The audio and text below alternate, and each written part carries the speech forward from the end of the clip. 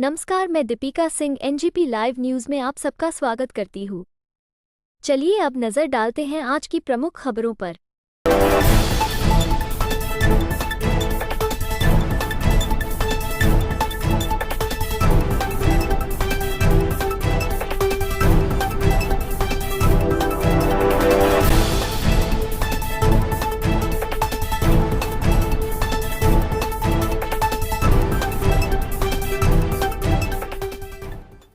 इस वक्त मैं अमरावती विधानसभा क्षेत्र में हूं और अमरावती विधानसभा क्षेत्र के जो अपक्ष जो उम्मीदवार है जगदीश गुप्ता जी, वो हमारे साथ में है। उनको देख सकते हैं काफ़ी लोगों का उनको काफ़ी संगठन का उनको समर्थन मिल रहा है। जगदीश गुप्ता सर, हम आपके मतदार क्षेत्र में आए और देख रहे हैं हम लोग कि आपको काफ़ी सामाजिक संगठनों का समर्थन मिल रहा है। सभी समाज के लोगों का मुझ पर प्रेम है और इस चुनाव में मैं एक ही मंत्र लेके चल रहा हूँ, सकल हिंदू समाज का एकत्रीकरण।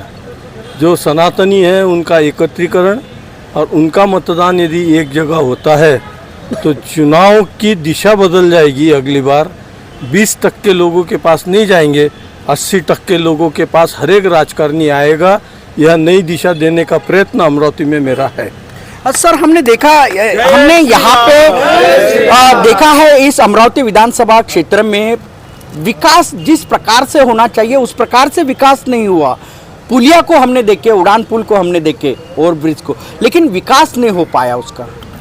ऐसा है, कोई भी लोक प्रतिनिधि आता है तो विकास उसके माध्यम से कम ज़्यादा प्रमाण पे होता है। किसी का गति कम रहती है, किसी की ज़्यादा रहती है, परंतु विकास चलते रहता है। विकास रुकने वाली प्रक्रिया नहीं है। हम भी आने के बाद हमारी गति विकास की कुछ और रहेगी, लेकिन विकास से भी ज़्यादा आज अमरावती को जो आवश्यकता है, अमरावती का जो वातावरण है, विकास तो आवश्यक है ही, पर उससे भी ज़्यादा हिंदू समाज का एकत्रीकरण उससे भी ज़्यादा आवश्यक है। और यही एक प्रमुख मुद्दा, विकास तो है ही, परंतु यह एक प्रमुख मुद्दा लेकर हम चुनाव में उतरे हैं। देश संविधान के मार्ग पे चलता है, ये लोकशाही है और लोकशाही में ने हमें हक दिया है मतदान करने का। क्या बताना चाहोगे आप भी एक उम्मीदवार हो।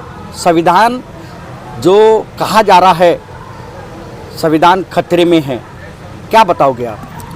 संविधान खतरे में है बोलने वाले झूठ बोलते हैं। उसका कारण यदि उदाहरण देखें भूतकाल में, तो संविधान के जो मूल है उसमें सुधारना, सबको अंदर डाल के, म्हणजे धर्मनिरपेक्षता, ये मूल संविधान में कहीं शब्द नहीं था।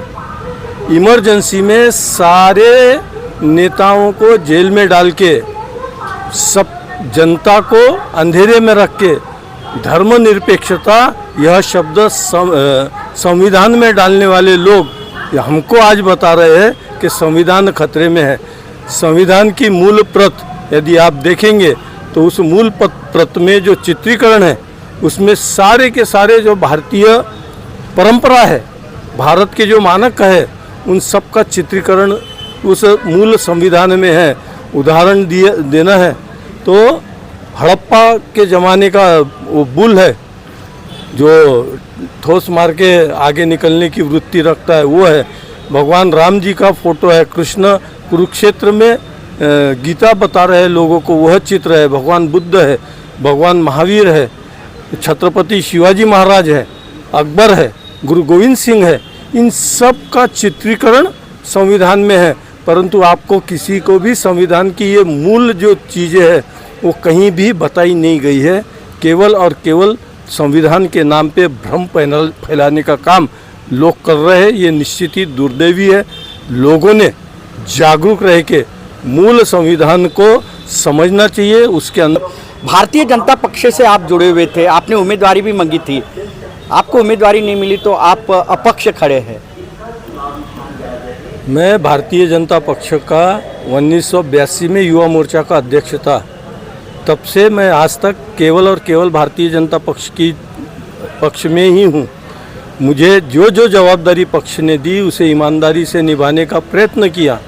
पक्ष ने बड़ी जवाबदारी दी तो बड़ी जवाबदारी, कार्यकर्ता की जवाबदारी दी तो कार्यकर्ता की जवाबदारी, ये सारी जवाबदारी ईमानदारी से निभाई। इस बार हमारे भारतीय जनता पार्टी के सभी कार्यकर्ताओं की इच्छा थी कि मैंने इस चुनाव में अनधिकृत भारतीय जनता पक्ष का कार्यकर्ता इस नाते खड़ा रहना चाहिए और सारे कार्यकर्ताओं की इच्छा का मान रखते हुए इस चुनाव में मैं खड़ा हूँ। नहीं, लेकिन महायुति ने अभी यहाँ पर अपना उम्मीदवार खड़ा किया है, जो अजीत दादा का उम्मीदवार यहाँ पे है। हाँ, मैं कह रहा हूँ ना कि अब कार्यकर्ताओं में एक गुस्सा, एक नाराज़गी ये भी है कि लोकसभा के समय जो युति का भारतीय जनता पार्टी का उम्मीदवार था, पहली बार भारतीय जनता पक्ष का उम्मीदवार लोकसभा में खड़ा था, लेकिन उसे समर्थन न मिलने के कारण बहुत कम मतों से उनका पराभव हुआ और वह गुस्सा भी कार्यकर्ताओं में, आम जनता में है। और इसलिए कार्यकर्ताओं ने और बाकी मेरे जो प्रेमी जन हैं उन्होंने यह कहा कि यदि किसी ने धोखा दिया तो उसके विरुद्ध हम भी आपके साथ खड़े रहेंगे। हम मूल भाजपा वाले हैं और भारतीय जनता पक्ष को हम कभी छोड़ नहीं सकते। चुन के आने के बाद में भी भारतीय जनता पक्ष में ही रहेंगे। मतदाताओं के, अमरावती के जो मतदाता है उनको क्या आह्वान करोगे आप? मेरा एक ही आह्वान है कि आने वाली 20 तारीख को बड़ी संख्या में मतदान करिए। लोकसभा में हमारा मतदान कम होने के कारण हमें पराभूत होना पड़ा। इस बार वह गलती आप कोई भी मतदाता न करे। मेरा चुनाव चिन्ह माचिस है, 13वां क्रमांक है और ये दोनों भी विषय मुझे ऐसा लगता है कि ईश्वर ने मुझे दी है। माचिस के माध्यम से हिंदू मन में एक दिया जलाने का प्रयत्न मेरा है। दिया जला हिंदू मन में तो अंधकार जो हिंदू समाज पे हो रहा है, जाति जाति में जो विभक्त भारत अपना हिंदू समाज है, उस दिए के माध्यम से एकत्रित हो जाएगा। और 13 नंबर मुझे इसलिए भी अच्छा लगा कि हम पूजा पाठ होने के बाद में ईश्वर के चरणों में यही प्रार्थना करते हैं, 13 तुझको अर्पण। और मैं भी मतदाताओं को यही, मतदाता मुझे मतदान करेंगे तो चुन के आने के बाद में वो जो ताकत मुझे देंगे मैं उन्हीं को अर्पण करूंगा और यही कहूँगा, 13 तुझको अर्पण। तो ये थी अब तक की प्रमुख खबरें। आप हमारे साथ ऐसे ही बने रहिए और देखते रहिए NGP लाइव न्यूज।